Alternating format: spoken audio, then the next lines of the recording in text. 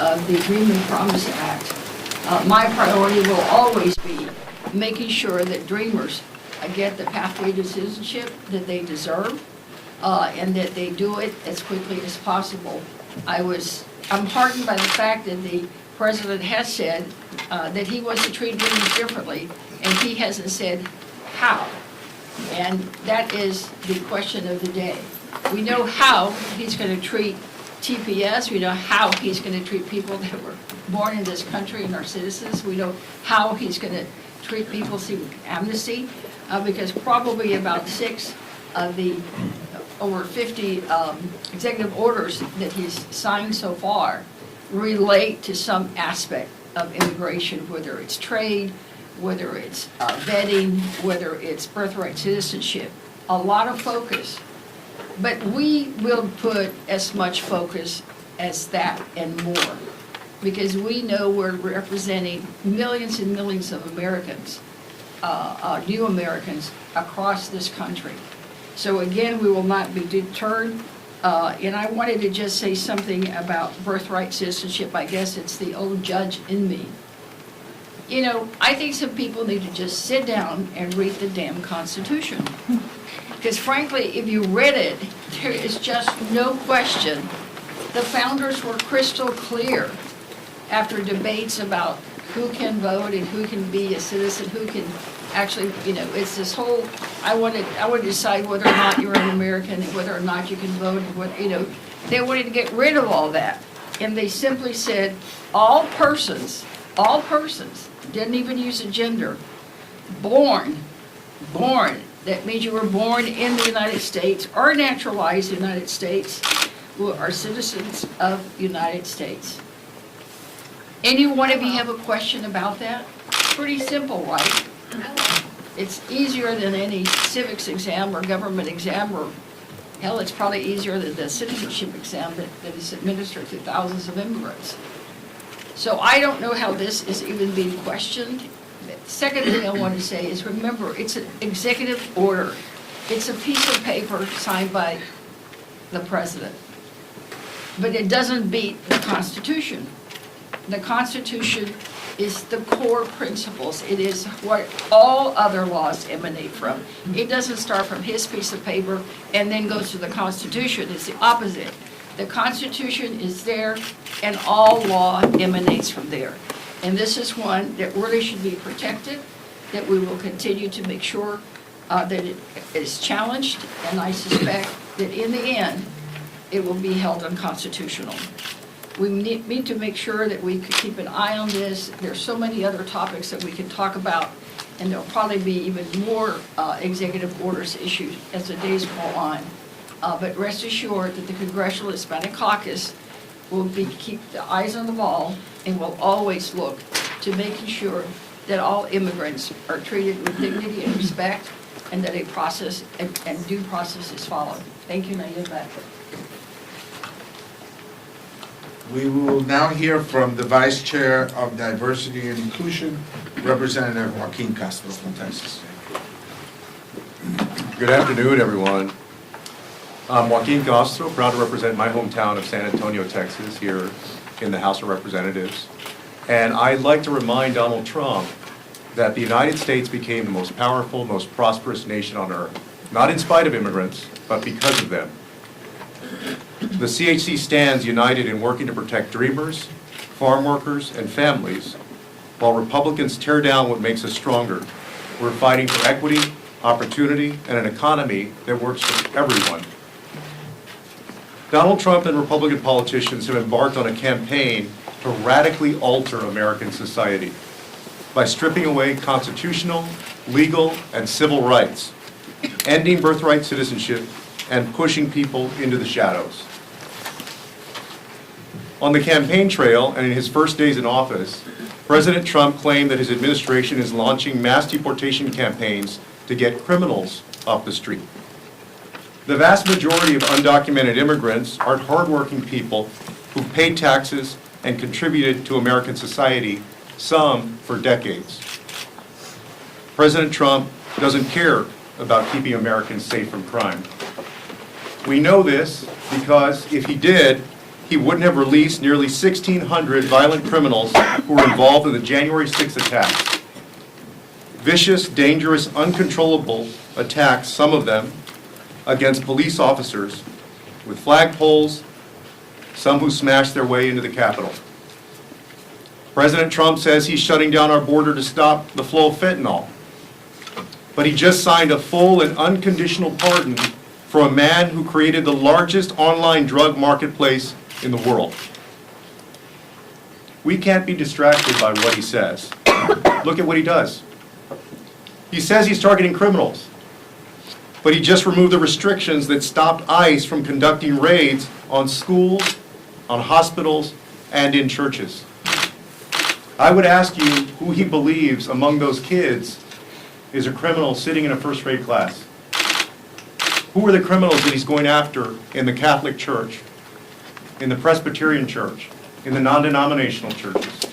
Who are those criminals?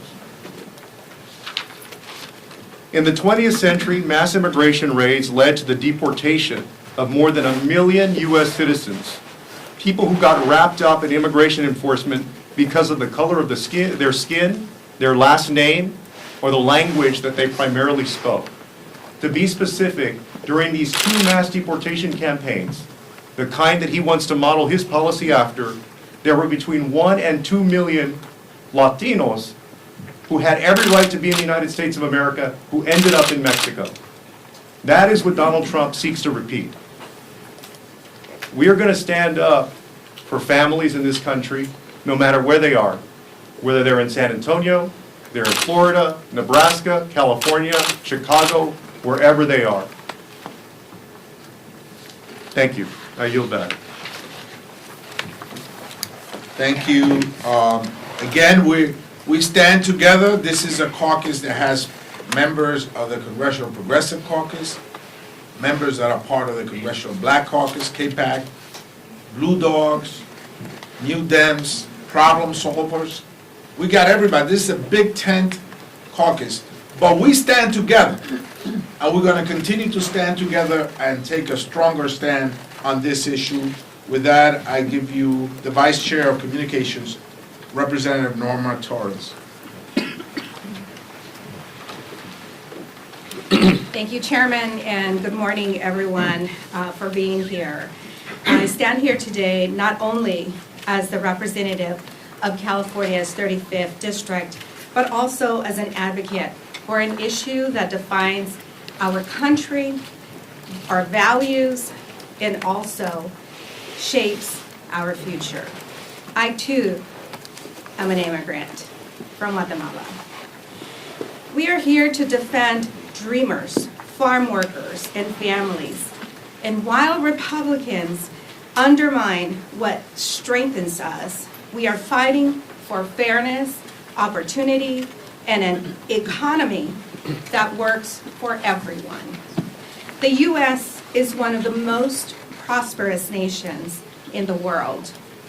Thank you, immigrants, because we are the backbone of our economy.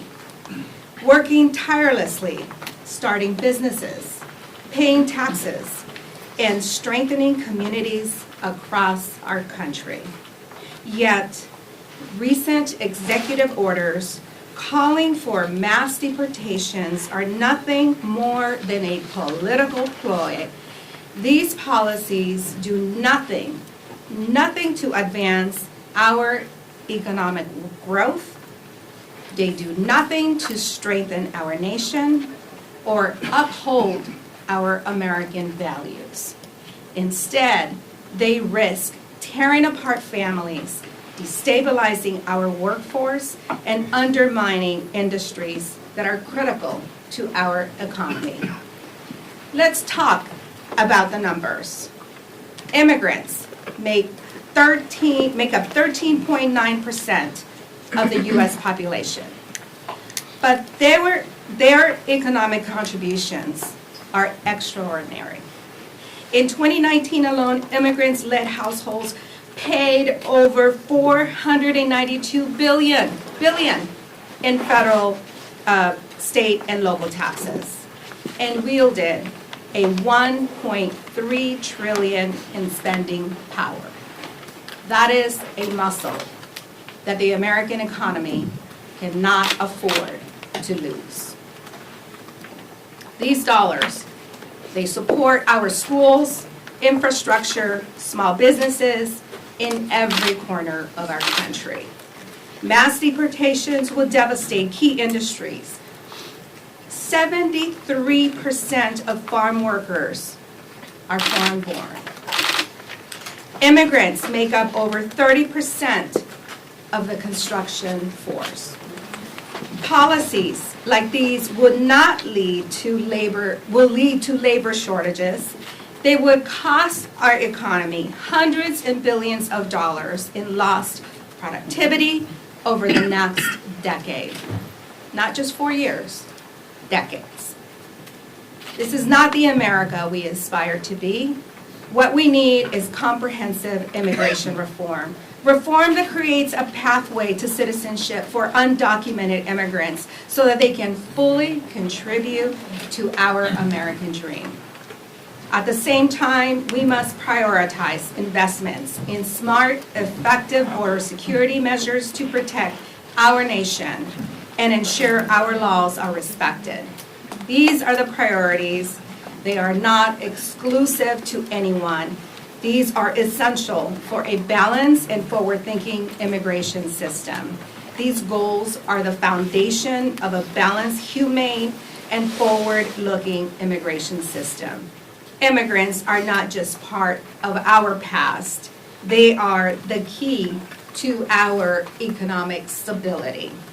It's time for all of us, mothers and grandmothers, to reject going back to children and mothers and families being held in an ice-cold freezer or separated at the border or in our communities. And I yield back to the chairman. Yes, we will now hear from our Vice Chair of Policy, Representative Rob Menendez from New Jersey.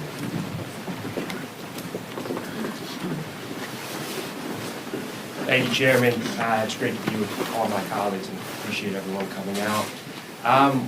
What I think is important as we absorb what this administration is doing is remembering that they're not just policies and executive orders that are targeting this unknown population. They're targeting people in our communities, especially the communities that folks on this stage represent.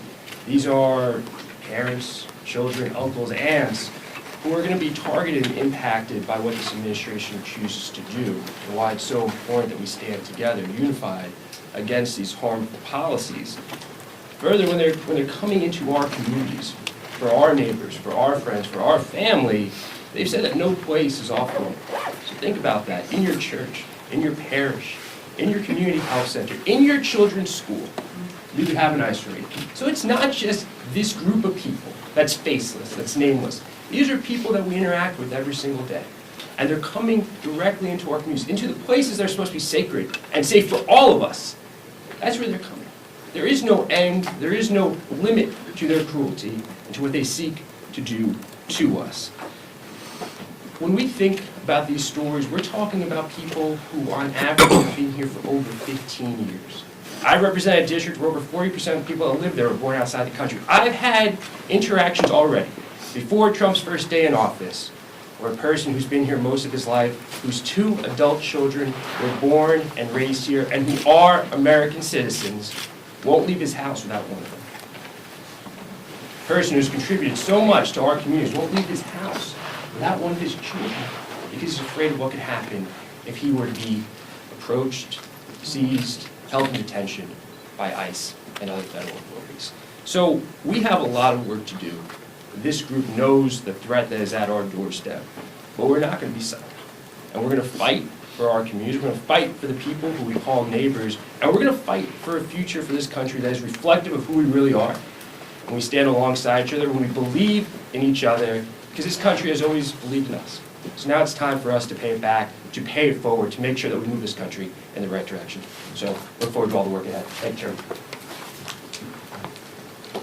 Estamos aquí para tratar temas de importancia al caucus latino y estamos aquí con el liderato, los miembros de esta bancada demócrata que están interesados en dirigirse a temas de importancia como son los soñadores, los trabajadores agrícolas y mantener nuestras familias unidas. Entendemos que esos son tres temas de gran importancia donde se ha desarrollado un consenso. También hay otros temas como es la ciudadanía por nacimiento o el TPS, entre otros, pero estos tres nos han unido como bancada y estamos aquí para apoyarlo y avanzar esa agenda que puede resultar en cambios positivos para nuestra comunidad. With that, I give you Representative Nidia Velázquez from the state of New York. Good morning, everyone. Thank you, Chairman Espaillat, and thank you to all our colleagues. I think this is a great picture for the American people to see. All of us representing people in our communities are here because we care deeply. I always say that immigrants make America America. Think about that. Immigrants are the foundation of this country. And we're going to be here to fight back and to make sure that they do not, that our constituents, our immigrants community will not become a political fight. This is about everyone coming together and doing right for this country. And as many of our members have stated, the economy is going to suffer. You want to talk about inflationary forces?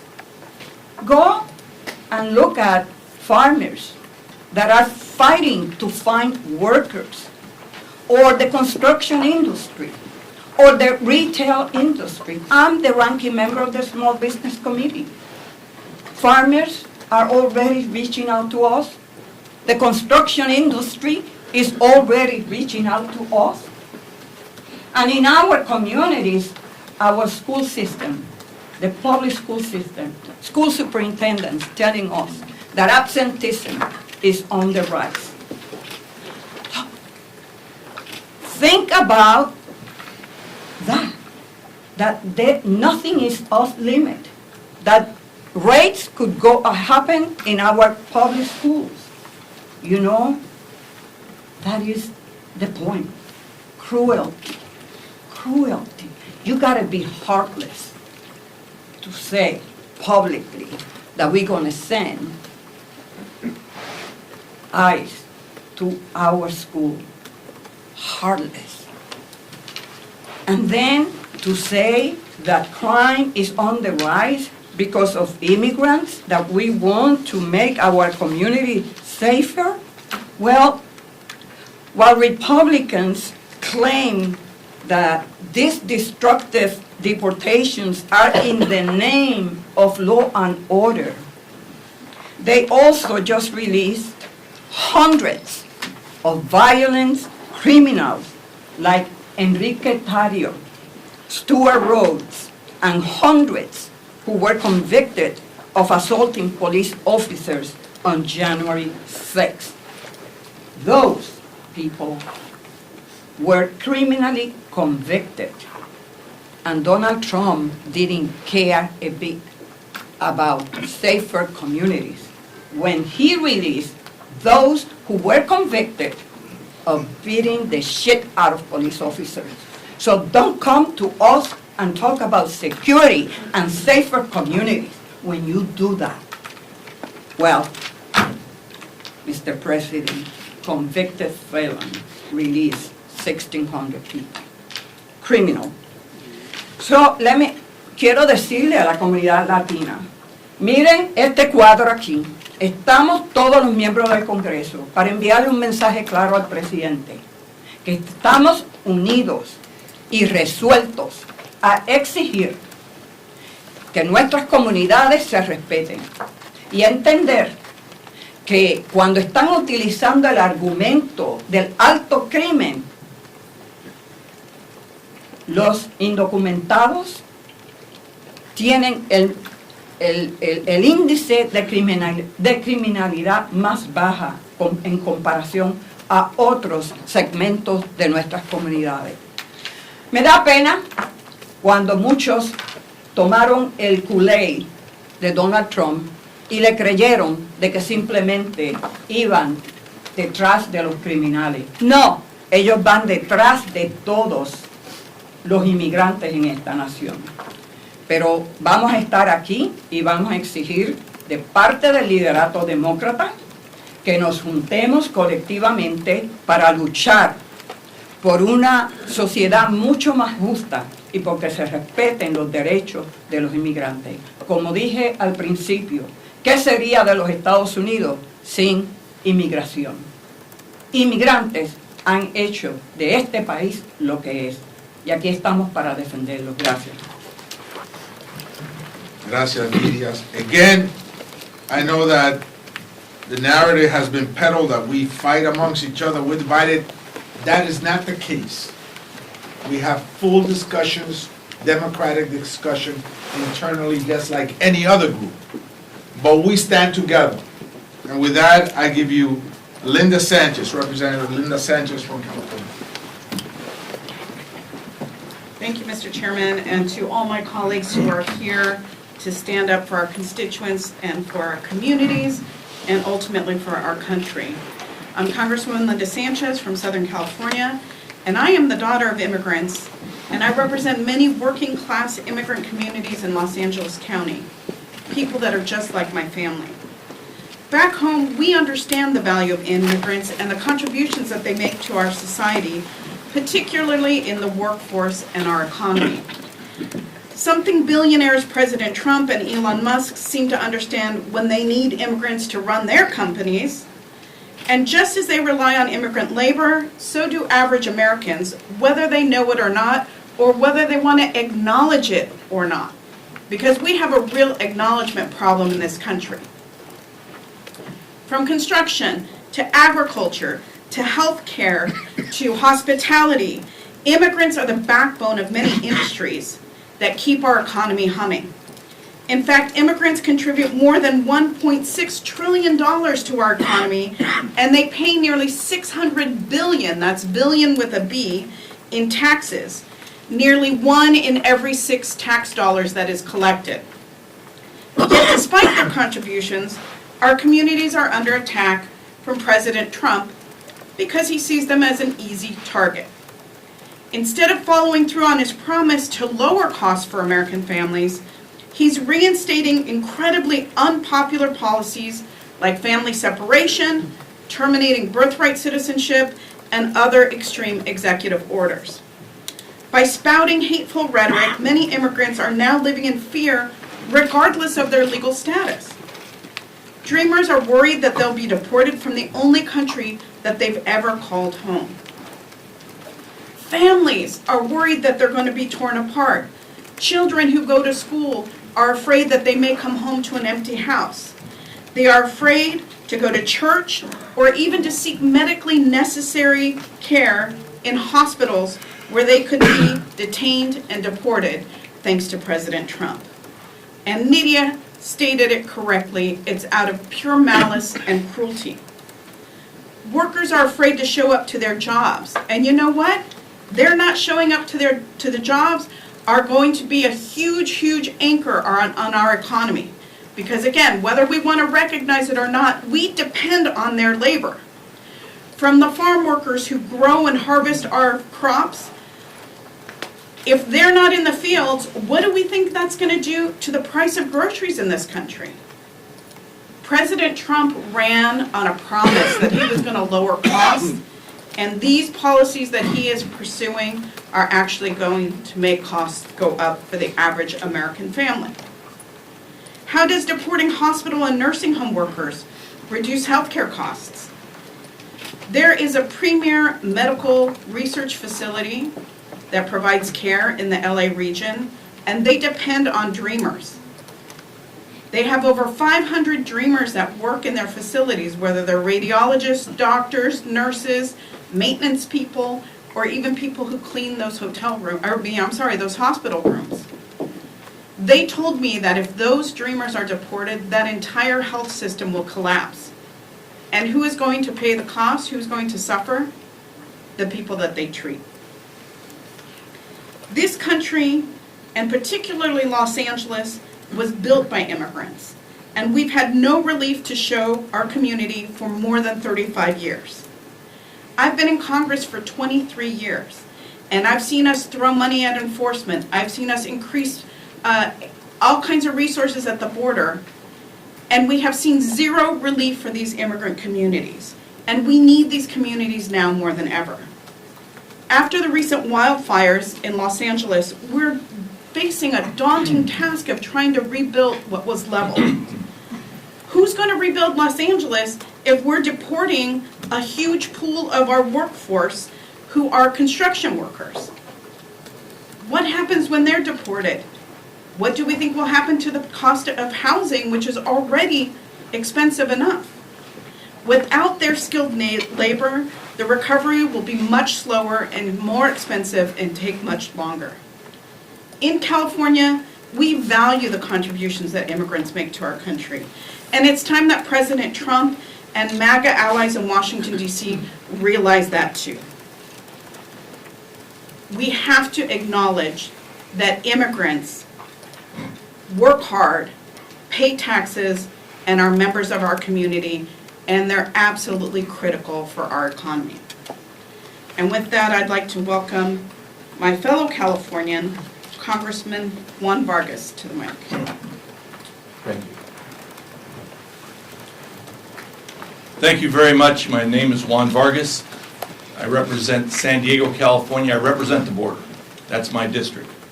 I want to thank our chairman and all of my colleagues here. On Saturday, I was invited to go to Our Lady of Guadalupe Church in San Diego by the pastor there, Father Scott Santarosa, because he was going to take the Holy Eucharist and march it through the community there because so many people in his church are frightened to death, terrified of what's coming. And he asked me to join him, and I did. And I got to march with them, and they would stop every so often, and someone would tell a story. And the stories were heartbreaking. We got back to the church, and at the church they had a service, a prayer service, which was very moving. After that, I stayed and talked to some of the people because they wanted to, and a little girl came up to me, and she's probably about 12 years old, and I have two daughters, myself, my wife, and I, and she asked me, are they going to deport my mom? And I wanted to tell her, like I usually do, reassure my kids and reassure people. I want to tell her, no, they're not going to deport your mom. But I couldn't because they may deport her mom. In fact, they may deport her mom from the church itself. That's why this is so terrifying. And this you hear all over the place. On Sunday, I went to the Mass, the normal church that I go to, the Mission Church. And I heard the same thing once again, because they know who I am. They told me, are they going to deport us? Are they going to separate us as family? I couldn't tell them no because I don't know what's going to happen. What's happening is very sinful. But I know one Republican that's adamantly against this. One Republican. And that's Ronald Reagan. I'm sure that he's up in heaven next to God saying, I don't even recognize this party anymore. He's the one that signed Simpson-Mazzoli in 1986. He was always proud of that. He said these people are our neighbors. They take care of our families, our children. We should trust them. And he gave them an opportunity. What a terrible change that we've seen in the GOP, what used to be the grand old party. We see meanness now. But I'm still hopeful that they'll change and come back. I'm hopeful. Because even they see the injustices when you separate families. And I hope they come back and they understand that our nation is a nation that's good, a nation that welcomes immigrants, a nation where if you work hard, you can do something with your life that's beneficial. So again, I plead to my colleagues on the other side, bring some humanity back to this discussion. Look at these families. Do something positive. Don't follow that road that we know leads to destruction, disruption, and all these other things. Instead, take the good road, and I'm hopeful that they will. Thank you. With that, I yield back. Thank you. Our next three members will be Representative Teresa Aleja Fernandez, of course, from the state of New Mexico, as well as Gabe Vasquez, Representative Gabe Vasquez, and Representative Emily Randall. Muchísimas gracias y buenas tardes. I'm Congresswoman Teresa Aleja Fernandez from the beautiful border state of Nuevo Mexico, and I'm also chair of the Democratic Women's Caucus. For the past 3 weeks, Republicans and Trump have attacked immigrants, and I want to talk about how they are putting immigrant women at risk, and how they are putting the care for our children, the care for our elderly, and the care for our communities that immigrant women provide at risk. We've heard it earlier, that immigrants are key to certain sectors, and they are key to the care economy. Our economy depends on immigrant workers and women showing up so that other women can also go to work. And that becomes a downward spiral when we start deporting the women we depend on. But let me tell you a story. An immigrant woman was beaten so severely by her partner that she ended up in the hospital. And this was work I used to do back when I worked on immigrant issues when I was in California. But we've heard it often and repeated. Bloodied and scared, she was afraid to name her abuser because he had threatened her. If you tell anyone, I'll get you deported. You'll never see your children again. The Trumpian bills that we have passed out of this House and that he has sought and that he has said he will move forward on, those Trumpian bills will give her and other abusers even more power. A simple accusation against her could lead to her detention and deportation even without a conviction or charges. And it isn't hypothetical. And that's why over 200 domestic violence groups have begged Congress, have begged Democrats and Republicans to stop this madness. We already have laws to deport and jail immigrants who commit a crime. And if you really cared about crimes against law enforcement, you would be standing up and denouncing those Trump pardons. How dare they be quiet when the men and people who beat our Capitol Police and law enforcement officers are now being paraded around this Capitol? How dare they say they stand with law enforcement when they have let those violent thugs out of jail? And those are convicted violent thugs. So this is not about safety. This is about fear. They want to have somebody to blame and somebody to fear and something to fear, and that is such a tactic of authoritarianism. That's a tactic that bullies bring. But that tactic is stripping dignity from immigrant women. Republicans are telling women, in essence, we don't care about you. It's all right to beat and bloody you as long as you're an immigrant. And it doesn't matter if you're a dreamer, if you have some legal status, it doesn't matter anymore.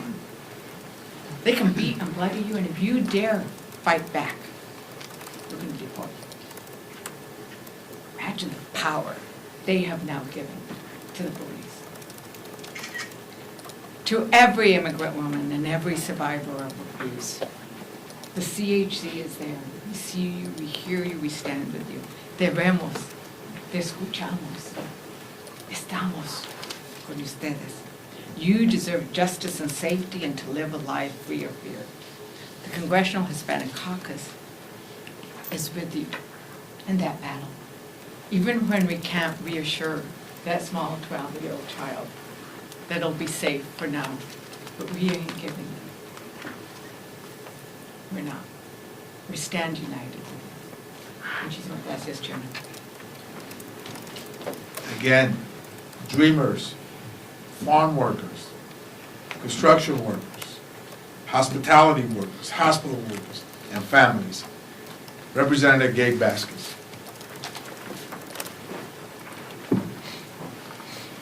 Buenas tardes, gracias por estar aquí con nosotros. My name is Gabe Vasquez, and I'm a first-generation Mexican-American raised in an immigrant family along the U.S.-Mexico borderlands in my hometown of Las Cruces, El Paso, and Juarez.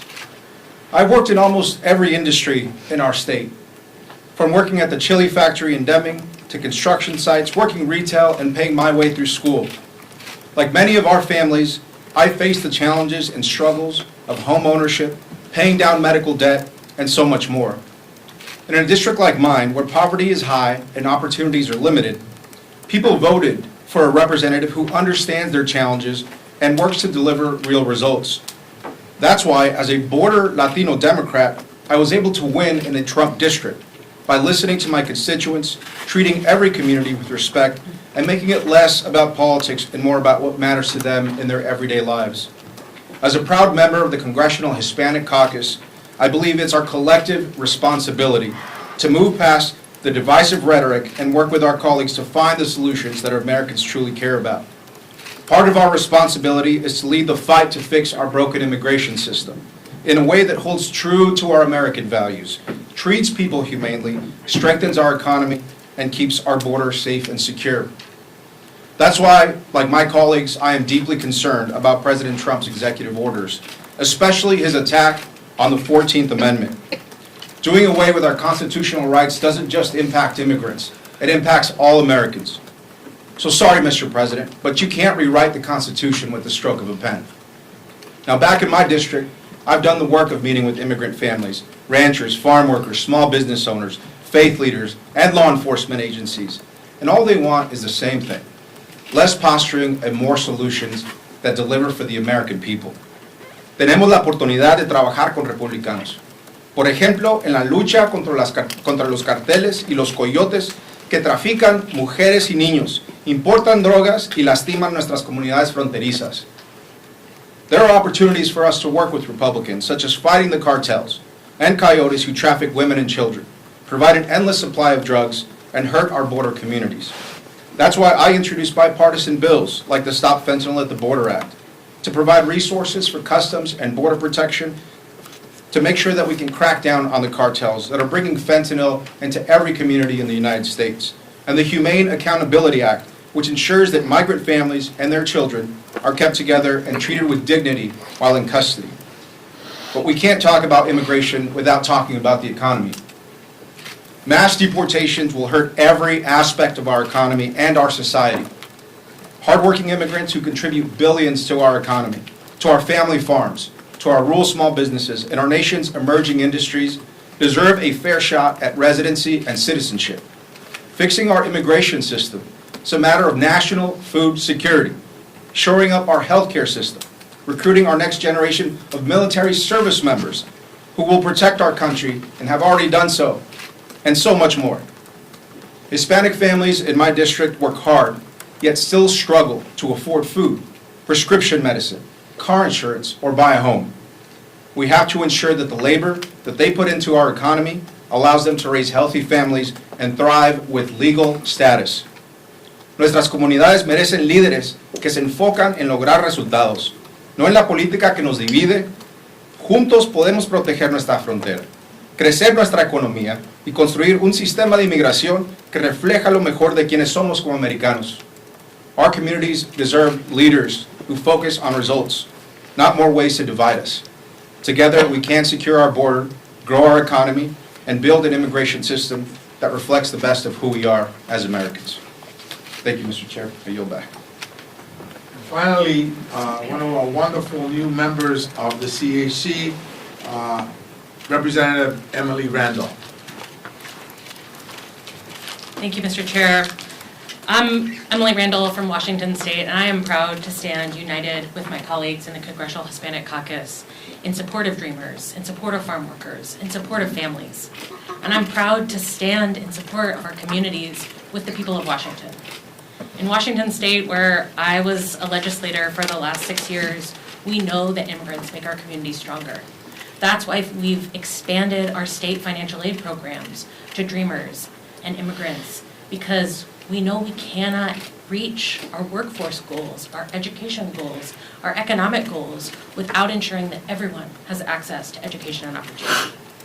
We know that we're facing a healthcare crisis, and without ensuring that our immigrant communities are safe and that Dreamers are being educated to become nurses and doctors, we will not be able to take care of our aging community, of our sick, of our vulnerable. We know that we have a housing crisis in Washington State, just like across the country. And without ensuring that our immigrant communities are safe, we will not be able to build the housing that we need. And just like everyone in Washington, immigrant families are struggling to afford rent. They are struggling to afford the chance to buy their first homes. And we need to ensure that we are building an economy that is thriving for all of us, from the middle out. I'm proud to be here, standing alongside my colleagues against these dangerous attacks on our immigrant communities, on our neighbors, on our friends, on our fellow churchgoers, on our classmates in school, on our teachers. Because a frightened community does not make our community safer. I've heard stories as I've talked to immigrant activists in our communities of folks who are scared to go to their jobs at fish processing plants in Grays Harbor. They're scared to go to their jobs in the timber industry on the Olympic Peninsula. And they're concerned that there are rumors that ICE is seen at our Kingston ferry terminals. Folks are living in fear, and it is only forcing neighbors to live closed off, to not communicate with each other, to not feel safe to call law enforcement if they're facing abuse or if there's a crime on their street. We stand here united to ensure that everyone in our community is safe. Everyone in our community can trust that the government is looking out for them. Everyone in our community has the access to the tools that they need to build the lives that they dream of. I'm proud to be here with my colleagues, and I'm grateful to all of you for being here with us as well. Thank you, Mr. Chair. De nuevo, estamos aquí para apoyar a los soñadores, a los trabajadores agrícolas y también a nuestra familia. Questions?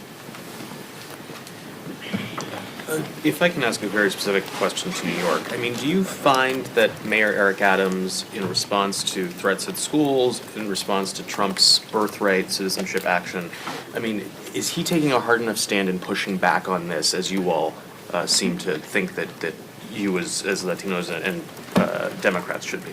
Well, he has said that that the city of New York will not cooperate with the massive deportation apparatus that's about to be put in place. And so I will take that as meaning that sensitive locations like schools, emergency rooms, churches, funeral homes will be just that, sensitive locations. Over here. Yes, Pachi Valencia from Epoch Times Español. Is there any plan that you have as a Congressional Hispanic Caucus to do something for Dreamers? That's my first question. And my second question for Congressman Gabe Vasquez, is there any also bipartisan initiative with the Republicans in terms of border security? We'll start with Congressman Vasquez. Thank you for the question. And look, I can say that the Biden administration and Democrats in Congress, as well as Republicans in Congress, have all agreed that border security means investing in smart ways. That means technology along the border. My bill, the Stop the Fentanyl at the Border Act, which is a bipartisan bill, proposes to invest billions of dollars in technology to shore up our ports of entry, like mine in Santa Teresa. One of the things that the American public doesn't realize is that 90% of the drugs that come into this country are actually trafficked by American citizens through our ports of entry. And so inspection technology that actually uses AI technology and allows CBP agents at these ports to be able to interdict drugs before they come into this country, I believe is a bipartisan proposal that has been iterated in different pieces of legislation, including the Senate proposal that died, thanks to President Trump during the last administration. And so I do believe that we have room to work with Republicans on smart investments on the border if they truly want to solve this problem. But it has to start with dialogue and conversation with them. But I believe technology at the border, especially at our ports of entry, is one thing that we can both agree on. Thank you. On Dreamers. I'm Zoe Garcia, and I'm from Houston, and I'm the sponsor of the Dream Act. You know, we've never stopped doing anything. We continue to fight to get the Dream and Promise Act passed. As you know, it's passed the House a couple of times. It just fails to get out of the Senate. In the Senate, even on the one that just passed yesterday, I just keep forgetting. The Lake and Riley Act. Lake and Riley Act, I mean, we worked on an amendment in the Senate to try to tack that on. Of course, it did not get through, so I don't stop any opportunity I can to continue to remind everyone, especially the Republicans. The Dream and Promise Act polls as high as 80% of Americans saying that Dreamers should be protected and that Dreamers deserve a pathway to citizenship. It's just that 50% of the people here aren't listening. When are we going to get 80% of Americans to agree on anything these days, right? Well, guess what? Dreamers. So I will keep working, as I said earlier, today, tomorrow, until my last breath, until we get that done. And that will be one of our priorities, right here.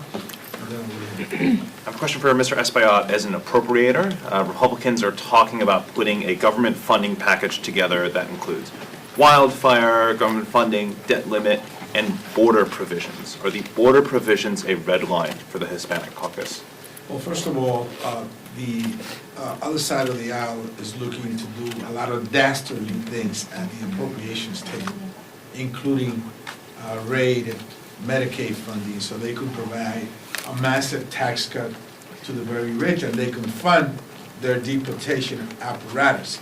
And so we will be discussing these items that I highlighted: Dreamers, farm workers, and families at every juncture of government here, whether it is the appropriations process, reconciliation, debt limit, at all levels of discussions, we will be bringing these three elements that bring us all together, all the folks you saw here. There are other issues that are just as important, if not more: birthright citizenship, TPS, and others. But those three, as Sylvia has said, Dreamers poll in 80%. It's low-hanging fruit. No one should be having an adversarial discussion about that. So we will continue to bring it up at every opportunity we get. So you have 46 Democrats voted yesterday for the Lake and Riley Act. More voted for the Preventing Violence Against Women by Illegal Aliens Act. Leader Jeffries has said Democratic members are voting with their districts. But I'm wondering, do you think that Democratic leadership should be doing more when it comes to these and similar immigration bills, such as whipping members and other initiatives? Democratic leadership met with us yesterday, and I think that they also agree that Dreamers, farm workers, and families are three linchpins that are so important to our caucus, not just the Congressional Hispanic Caucus, but the Democratic Caucus in general, and that those will bring forward some consensus. Now, we're a very large, huge tent caucus. We have people from all walks of life. And so reaching consensus is often not easy, but I think with those three linchpins, we can do that, and I think leadership will be behind us. Right. Hi, Maya Miller from the New York Times. To piggyback off of that, how are you planning to support this big tent of people that you have from different walks of life, like you said, and support frontline members like Mr. Vasquez, while also kind of holding true to the principles and values of the CHC as President Trump takes his second term? I think that, for example, we will be in the future, very near future, meeting with the advocates. I think it's important that we also strengthen our position from the voices outside of even our very own districts from across the country, and we will be doing that. We will be meeting with the labor unions. I think it's important that we meet with labor as well. they play an important role in this discussion. So we will be reaching out far beyond our ranks to build consensus and to strengthen our voice as a caucus. I think we will accomplish that. And Mr. Vasquez just explained to you how he sees that the importance of border protection in his own particular district. And we could all agree that the border could be in better state. But we also agree that dreamers, farm workers, and families are important as well. Over here. Are you working with school districts to combat ICE raids and ensure families aren't separated at their schools, especially in border states? Well, I'm border state with Canada. And, you know, our school board members, our Washington State School Superintendent, our legislature, have all been engaged in conversation with the governor and attorney general and advocates, and I've been engaging in some of those conversations too. You know, every state is different, you know, for what protective opportunities that they have, but I think it's important that we ensure that we are working closely with our colleagues at the state level and at the local level to center families, to make sure our communities are strong, to center farm workers, to center an economy that is thriving, to ensure that dreamers are safe in the classroom. And someone earlier mentioned the chronic absenteeism. So that's a conversation, a bipartisan conversation that we've been having, you know, since COVID. How do we bounce back from chronic absenteeism and, you know, challenges in our schools? And this is only exacerbating that problem. This is only making students feel less safe in their classrooms and families less safe sending their kids to school. In 2017 and 2018, we in fact saw an effort, a grassroots effort of neighbors, non-immigrant neighbors who would drive their big trucks to some families' homes to escort them to school because they were worried about what might happen on the way. And now that schools are no longer safe, folks are even more concerned. So we are having some of those conversations, but have to continue. I just want to quickly add, again, I'm Sylvia Garcia from Texas. Until we see how these raids are conducted, remember, I think they just started this morning, some images were beginning to be on air. We can't combat, to use your words, raids that we don't really know yet. I think that the best thing that we can do right now is, again, monitor and speak up when we need to. And I know in my district, I have probably about 12 different school districts, but we've touched base with all of them, and we've embarked on an education campaign to make sure that the school districts know what they should or shouldn't do, working together with their legal counsel, and then making sure that the people know their rights. Just because ICE comes knocking on the door doesn't mean you have to open it. Just because there's ain't a Marine down there, you know, to go, I don't know what they're gonna do with them, but just because they're gonna send them to school doesn't mean the school stops. So I think there's some do's and don'ts, there's some rights and responsibilities, and what's important is an education campaign. That's what we're doing now. Now, if we see something egregious, obviously we're gonna speak up, and we'll work with all our local advocates that are already also monitoring and helping. And we're doing a series of workshops on Know Your Rights. I'm doing one Saturday, and I'm doing one, I think, Thursday. So most of my district work week will be about making sure that my constituents know their rights and responsibilities.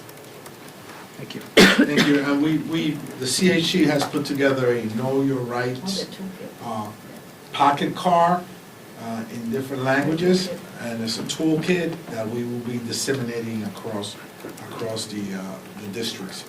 Thank you so much for I had a being question about your toolkit, actually. Can I ask the question? Just very quickly. Okay, I'm sorry. So where do people get information with your collective effort?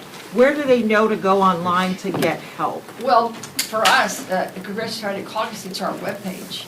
Okay. Any one of our members also have web pages. And most of us have already put a lot of those things online because some of us even started some of these workshops this last weekend. So moving forward, we'll continue to do them. And again, we will speak out if we see something egregious, and we'll continue to work with all the other advocacy groups. Thank you all so